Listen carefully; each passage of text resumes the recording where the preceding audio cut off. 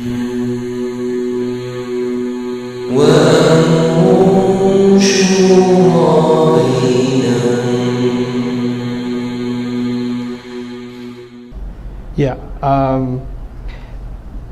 Uncle, my opinion on the matter is, first of all, I respect all organizations and movements and efforts, and including Tablighi Jamaat. I have tremendous respect for them.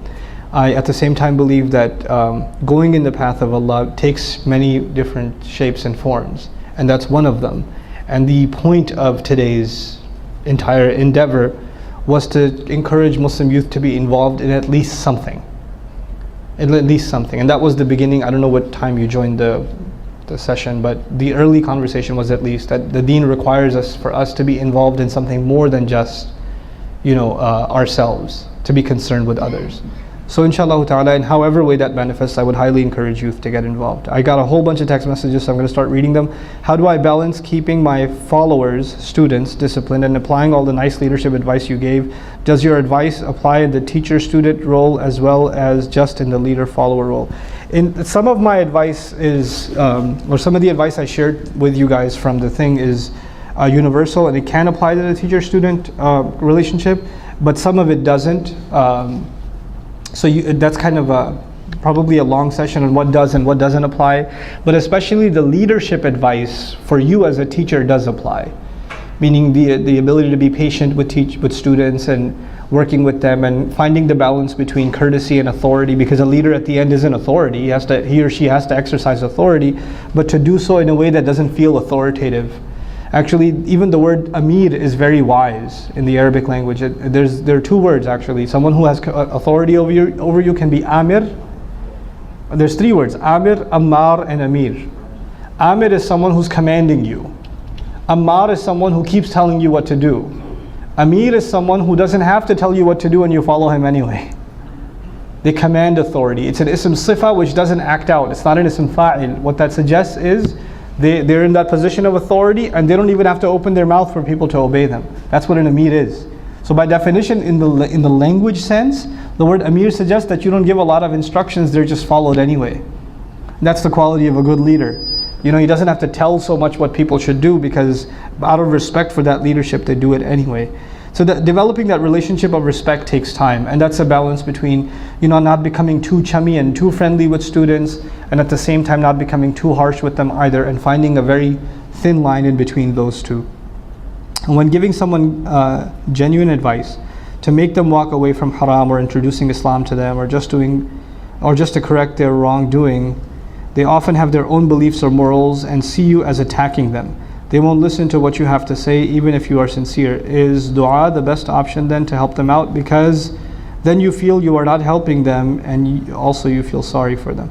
Look, telling somebody about what wrong they're doing, you have to be, especially in family, you have to be direct. You can't beat around the bush, but you have to be subtle at the same time. You have to find tact.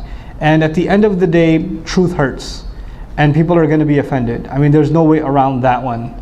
The Prophet ﷺ, there's not going to be a nicer human being on the face of this earth, and his family was extremely offended by Islam.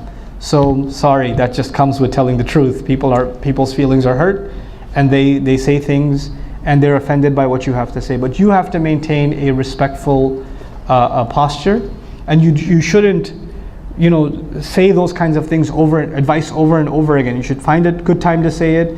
It works out, it doesn't work out, just let it go. You don't know, when you say something to somebody, maybe they don't respond to you right away, or they respond negatively right away, but the words stick in their mind. And it takes them a year, 6 months, whatever, and then those same words that you said to them clicked. It works, everybody works on their own clock, So you just do whatever best you can, and don't worry about changing people, because that comes from Allah Azza wa Jal. Wow, that's a lot of text messages, guys. Stop it. What advice would you give MSA leaders who are facing bad najwa in their shura, or facing different opinions?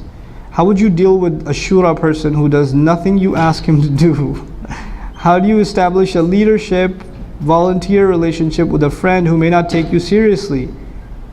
That's a lot of questions in one line. Well, how can we balance mixed gender MSA without compromising our modesty and not be shameless? Can I serve my parents and spend my life in solitary affairs with just immediate okay, I'm gonna stop there. Okay. All right, so what advice would you give MSA leaders who are facing bad shura? Listen to this series. Hopefully that'll help a little. Other than that, you can't really do much but be patient, because when these kinds of problems exist, you just kind of have to work through them. And if you try to give advice that this is Najwa, I heard a lecture that this is Najwa, and people of Najwa, Surah Mujadala, burn in hell. If you do that, then probably your MSA president days are limited. My advice would just be, that's kind of why I did it also, so that if people give each other these advices, then it becomes personal. But I'm not in any shura. I'm on the outside. So hopefully it's impersonal. And if not, if this one guy says to the other, hey, you need to listen to this, that's also a personal attack. It needs to be like, everybody listen to this, okay? We're all gonna listen to this. So you have to depersonalize it, because criticisms in organizational situations can become personal very, very quickly, and things get ugly. Now, how do you establish a volunteer relationship with a friend? You do not. That just doesn't work.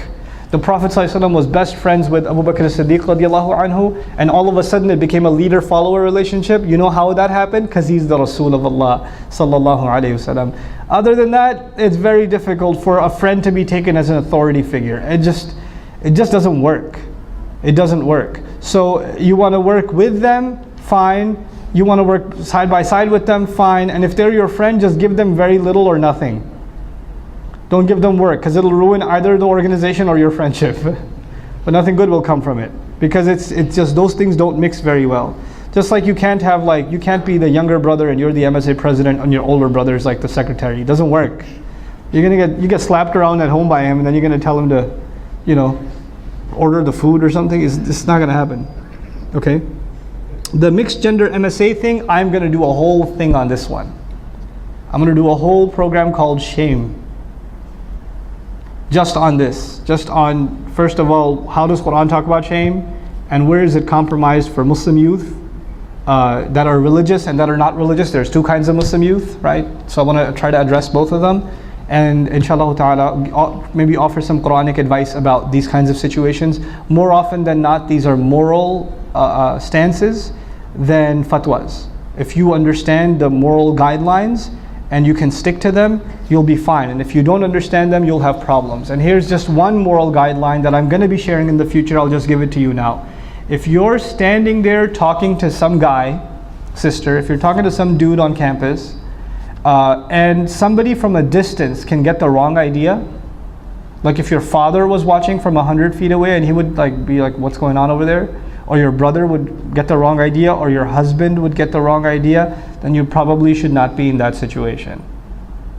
Okay, if it can be misinterpreted, then you shouldn't be in that situation. So that's kind of a litmus test sort of thing. As far as conversations are concerned, if you're completely comfortable having a conversation with a non-mahram in the same exact way if your father was standing there, and your tone wouldn't be any different, your body language wouldn't be any different, the words you use would be no different, then go ahead. But if you think that if your dad was standing there, or your husband was standing there, or your brother was standing there, or your grandpa was standing there, or let's just say if I was standing there, okay, grandpa, me, so and your tone, the way you carry yourself, your inflections would be impacted even a little bit, then probably you should not be in that conversation. These are good, easy litmus tests. They're not a fatwa, they're just litmus tests. Because if you think I'm not doing anything wrong, then why are you changing your behavior if your dad's there? If it's not wrong, why are you so ashamed of it? Why are you so shocked by it? You see? So your inner conscience is telling you there's something up. But I won't go further in that one. That's a big one, though. I do respect that. That's a big problem. Can I just serve my parents and spend a life in solitary affairs with just immediate family, not to mention maintain their relations and roles in dunya? Sure, why not?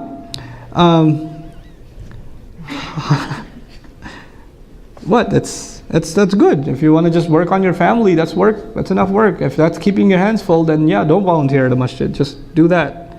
Can I learn Quran easy? Yes. How can I learn Quran easy? I gave a talk about this yesterday at Plano, and hopefully it'll be up on YouTube. It's called The Importance of Learning Quran, but I actually talked about how to study Quran. That's what I spent my time doing, and I tried to give a roadmap for how Muslims can study the Quran effectively, like milestones and roadmaps, and how we can all be educated in the Quran in a good way, inshallah ta'ala. So hopefully you can benefit from that.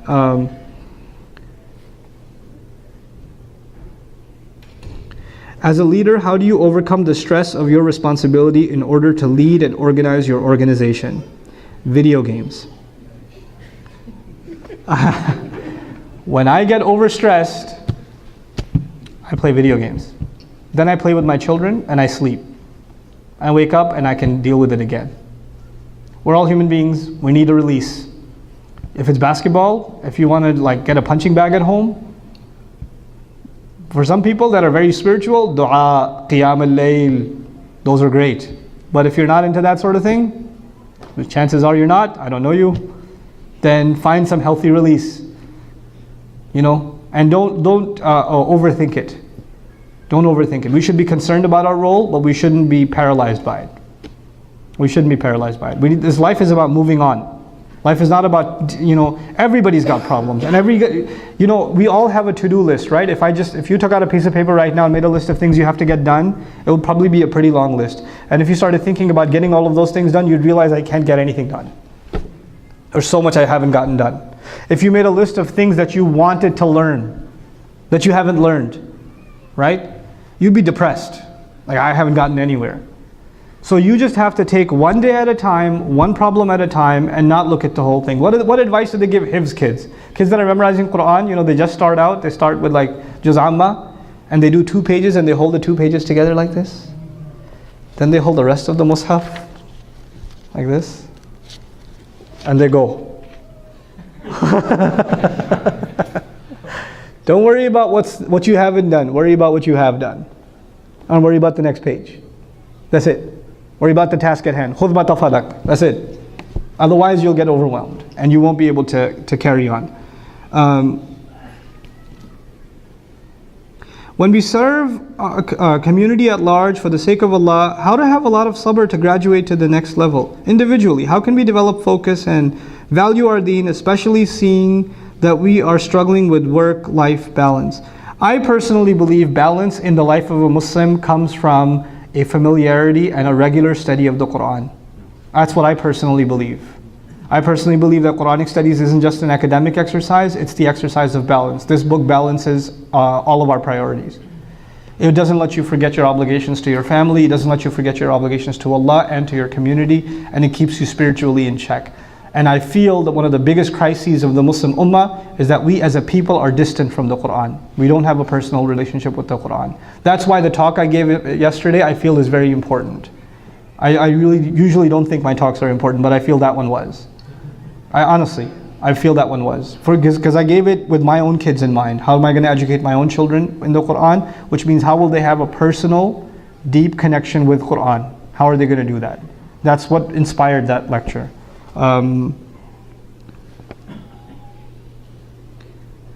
If you know you're right, but you will keep it quiet, and you spelled it quite, for keeping the family together, how important is it to say what is right, or you should keep your silence for the better of the family?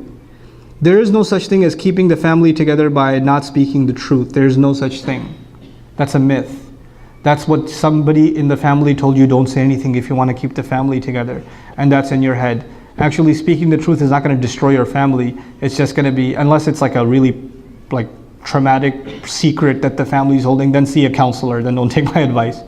But if it's just, you know, your dad's into like a haram business or something and you haven't said anything and you just, Dad, isn't that a little haram? Just slip it in there. Get yelled at, but say it.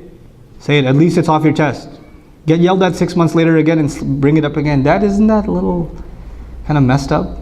That we got a lotto machine at the gas station? Isn't that kind of a little problematic? I mean, I feel bad about it. You know, we're eating halal chicken from haram money. So, it's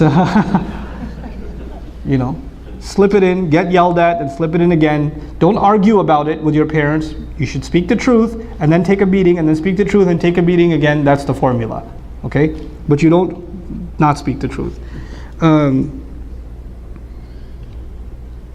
What is your opinion on sisters sharing their knowledge in the masjid vicinity, giving a session or talk like today, where they are usually not invited to speak because only men are usually in the lead to organize and invite speakers who are also men? Now can we take lead in doing work for the sake of Allah and not be prevented from that?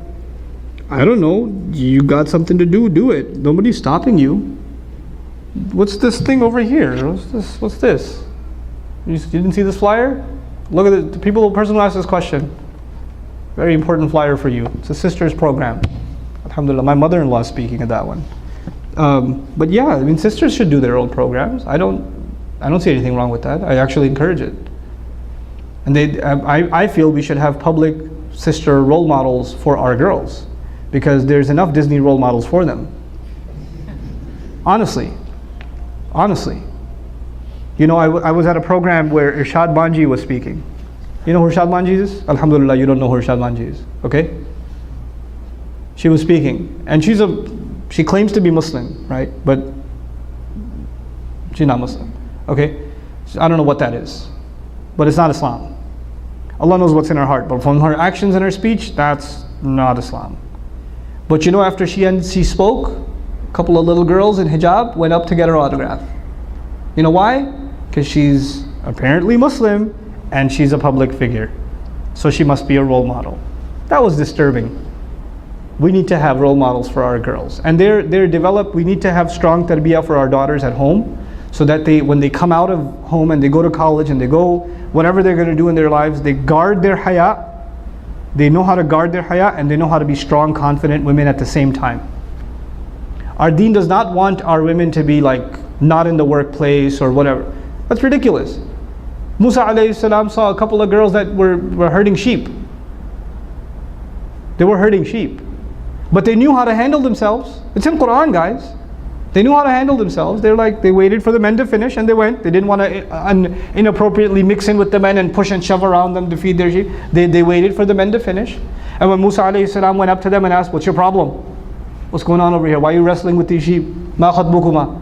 They weren't like, hee astaghfirullah. They didn't do that. They talked to him. La nasqi hatta yusdir al-ri'a wa abuna shaykhun kabir. They were tough. They talked back to Musa alayhi salam. Musa alayhi salam's a big guy. And they're both like, yeah, we can't feed our sheep until those men are done. And our dad's a big sheikh, by the way. They were tough. You know, they were out in the workforce. Literally, women in the workforce. In Surah Al-Qasas. So our deen doesn't say anything about that. And you know, one of the things that's really fascinating, I met Sheikh Akram Nadwi from Oxford. Okay, Sheikh Akram Nadwi has recently finished typing a 50-volume book on the female collectors of hadith. You know how we say muhaddith, hadith scholar? It's called al-muhaddithat. About 3,000 women in the history of Islam that were muhaddithat, including some of the teachers of Bukhari rahimahullah, Muslim rahimahullah, so on and so forth. He made an entire composite list of these 3,000 or so muhaddithat in Islamic history that are actually the mothers of hadith study. Just to show one point. And it's 50 volumes this man wrote. 50 volumes. First one's published in English. Get a copy. It's called the Muhaddithat. Okay? Support the book. But why did he do that? To show that Islamic scholarship is not something that was owned by men. Women were equally, if not even more, involved in Islamic scholarship. And it's always been the case. That's our tradition. It was so easy for us to have amnesia of our own history, subhanAllah.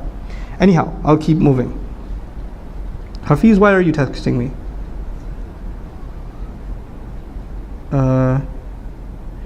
How should one deal with sincerity in public speaking? You have to know yourself. I mean, you have to know why you're speaking, why you're opening your mouth.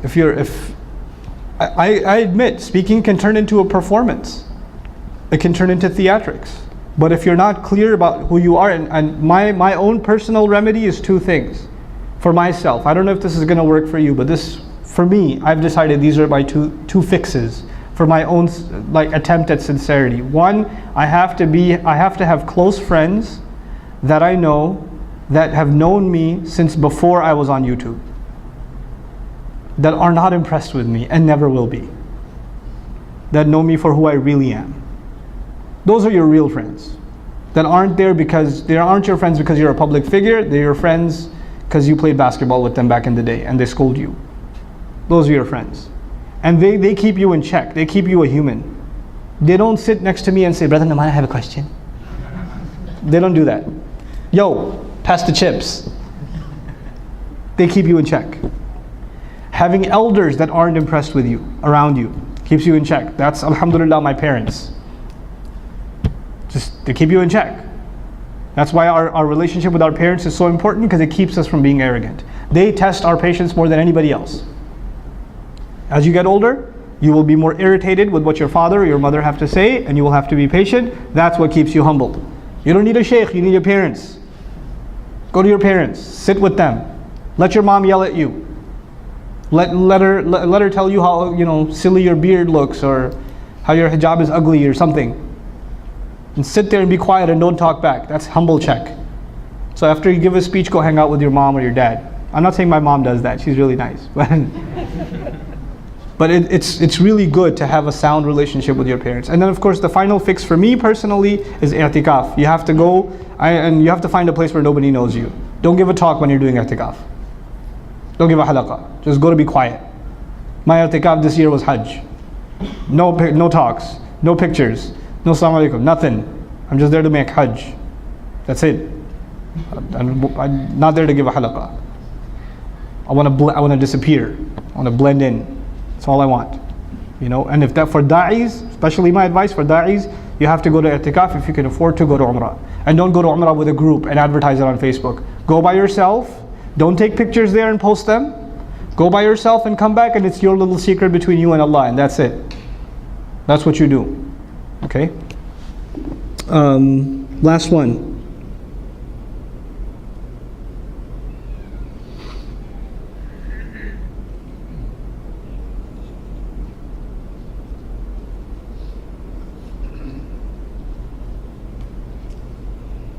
What about Muslim women speaking publicly in terms of lowering the gaze? Isn't she sort of putting herself in front of men to look at? I don't know. That's a fiqh question.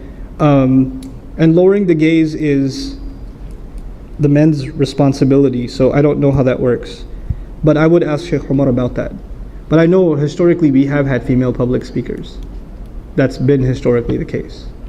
Not necessarily sitting in front of a gathering of men, with proper appropriate safeguards, but it's been there. We have had that.